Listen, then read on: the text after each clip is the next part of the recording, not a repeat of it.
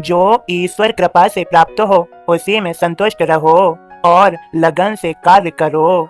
मेरे भक्तों, उस समय की बात है, मेरी एक भक्त दीपावली वाले दिन अपनी जिंदगी में अंधेरा होने की वजह से बहुत व्याकुल थी। तो उसने रो रो कर कहा, साईं बाबा, आपकी भक्त के जीवन में अंधेरा है और सभी के जीवन में उजाला है। आपकी द्वारिका माई में भी दीपावली के दीप जल रहे हैं। उसने रो रो कर कहा कि साईं बाबा, आपके भक्त के जीवन में अंधेरा है, आपकी द्वारिका माई में उजाला कैसे हो सकता है? आपकी द्वारिका माई में भी अंधेरा होना चाहिए। मेरे भक्तों, मैं तो भक्तों का दास हूँ, उनकी आज्ञा का पालन करना मेरा कर्तव्य है। मेरे भक्तों, और फिर मैंने अपनी द्वारिका माई के सारे दीपक बंद कर दिए, क्योंकि मेरे भक्त का आदेश था और भक्त की इच्छा की पूर्ति करना मेरा दायित्व है। मेरे भक्तों, यहाँ पर समझो, मैं समझाता हूँ, मेरा खजाना पूर्ण है, मैं प्रत्येक की इच्छा अनुसार उसकी पूर्ति कर सकता हूँ, परंतु मुझे पात्र की योग्यता का भी ध्यान रखना पड़ता है।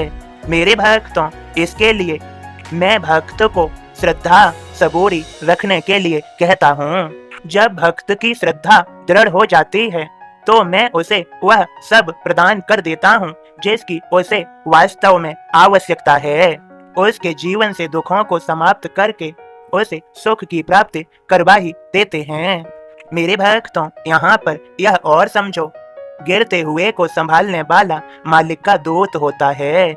मेरे भक्तों, अब आगे क्या हुआ? जब मेरी द्वारिका माई में अंधेरा था, दीपावली वाले दिन एक भी दीपक नहीं जल रहे थे।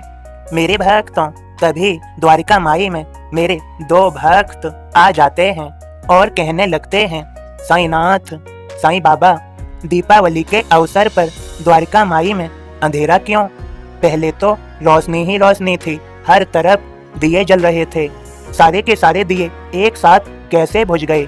तब मैं कहता हूँ, मैं अपने भक्तों का दास हूँ, अपने भक्त की चाहत को पूरा करना मेरी जिम्मेदारी है। फिर मेरे वे भक्त पूछते हैं, लेकिन साईनाथ, ऐसा कौन सा भक्त है जो आपकी द्वारिका माई में अंधेरा चाहता है?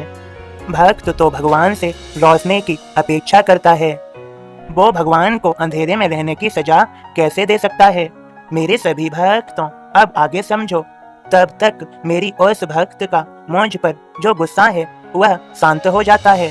फिर वह भक्त दीपक जलाती है अपनी, जहाँ पर वह पूजा करती है, और कहती है, मुझे माफ कर दीजिए बाबा, पता नहीं क्यों और कैसे मेरे मुख से आपके लिए अपशब्द निकल गए।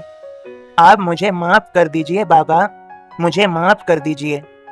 मैं आपकी भक्त हूँ बाबा, मैं अपने भगवान को अंधेरे में कैसे रख सकती हूँ? मुझसे बहुत बड़ी भूल हो गई बाबा, बहुत बड़ी भूल हो गई। मैं बेशक सारी उम्र अंधेरे में रहूं, लेकिन दूसरों की जिंदगी में रोशनी चाहिए बाबा, और उनके घरों में रोशनी लाने के लिए आपकी द्वारिका माई में हमेशा उजाला चाहिए बाबा, हमेशा उजाला चाहिए, हमेशा उजाला चाहिए। मेरे भक्तों, फिर मेरे भक्त की प्रार्थना सुनकर मेरी द्वारिका माई के सारे दीप फिर से जलने लगते हैं, द्वारिका माई में उजाला हो जाता है। मेरे भक्तों, मैं अपने सभी भक्तों को आशीर्वाद देता हूँ। अब मेरे बोध को सुनो और समझो। ओम साईं राम बाबा का बोध इस प्रकार है, धन के लोभी को ब्रह्म ज्ञान प्राप्त होना कठिन है। साईं के दरबार की शोभा बरन न जाय, सिंहासन है शांति का निजानंद के राय। भक्ति शक्ति दोनों खड़ी चंवर डुलाती होय, प्रचीति अनुभूति भी पंखा झलती होय। 4 वेद 6 शास्त्र 18 पुराण भाट होय दरबार के, गाते साईं गान। अष्ट सिद्ध सेवा करें स्वसिद्ध 76 होय, सट रिप को तो स्थान नहीं दूर भागते होय। ज्ञान खड्ग की धार से माया वृक्ष डराय, वाणी साईं राज की जस अमृत झर जाय। प्रगट हुए नर देह में परोपकारी काज, योग राज है गुणातीत हे साईं महाराज। श्रद्धा से जो फूल चढ़े उसे करें स्वीकार, अभिमानी जो स्वर्ण दे देव उसे नकार। ज्यादा होशियारी नहीं, साईं के यह बोल, वरिष्ठ जन की बात का करो हमेशा मोल। एक धनपति बाबा से मांगे ब्रह्म ज्ञान, अब आगे उसकी कथा सुनिए देकर ध्यान। ओम साईं राम। बाबा के सभी भक्तों, अब आगे की कथा बाबा के आगे के संदेश में प्राप्त होगी। आप सभी बाबा के अगले संदेश को अवश्य ही सुने।